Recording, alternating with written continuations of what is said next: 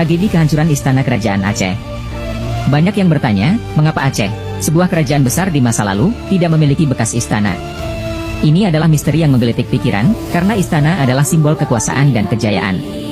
Mari kita telusuri mengapa Istana Kerajaan Aceh lenyap begitu saja. Pada bulan Desember 1873, Belanda melancarkan serangan kedua terhadap Kesultanan Aceh.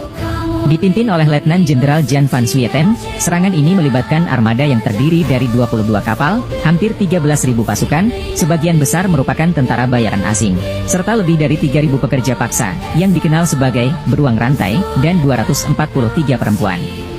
Tujuan utama serangan kali ini adalah menghancurkan Istana Kerajaan Aceh, simbol kekuasaan Sultan dan pusat pemerintahan Aceh.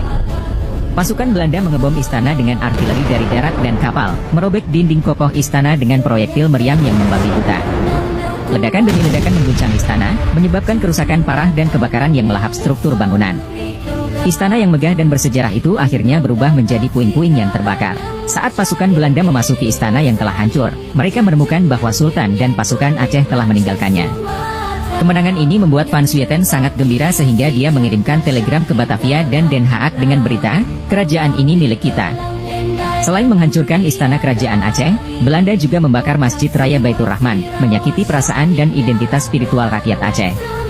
Meskipun kerugian yang besar akibat penghancuran istana dan masjid, perlawanan Aceh tidak goyah. Upaya kekerasan Belanda hanya memperkuat semangat juang rakyat Aceh.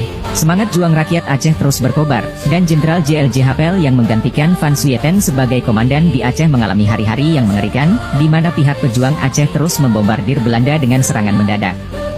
Belanda terkurung dalam wilayah sempit seluas 50 km persegi. Ketika Jenderal Karel van der Heijden menggantikan Pel, taktik bumi hangus kembali digelar oleh Belanda, di mana kampung dan sawah di seputaran kota raja dibakar.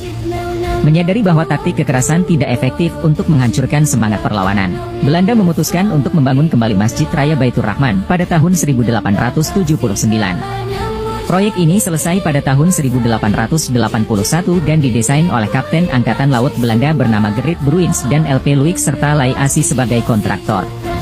Upaya ini bertujuan meredakan perlawanan dan memperoleh pengakuan dari masyarakat Aceh. Namun, semangat juang rakyat Aceh tetap kuat, menunjukkan bahwa keberanian dan identitas mereka tidak bisa dihancurkan begitu saja. Selain aspek politik dan militer, pemusnahan istana juga merupakan bagian dari strategi kolonial untuk menghancurkan budaya dan identitas lokal. Dengan menghancurkan situs-situs bersejarah seperti istana, Belanda berusaha untuk menghilangkan jejak sejarah dan identitas Aceh yang independen.